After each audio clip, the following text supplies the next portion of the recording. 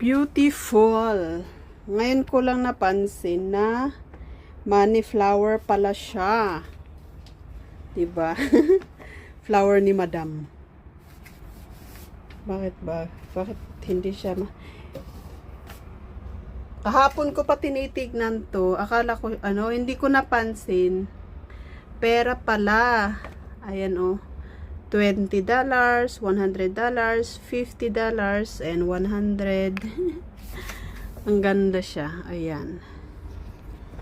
May ilaw-ilaw to. Light, this one. So, ayan siya, oh. Money flower. $20 to blue. Ayan, oh. 20. Ito, green, $50 and 20. Ayan, of 100 yun. Diba? Ang ganda siya. Ayan.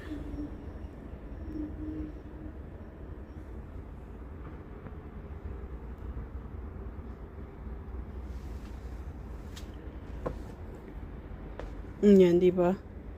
Ganyan siya.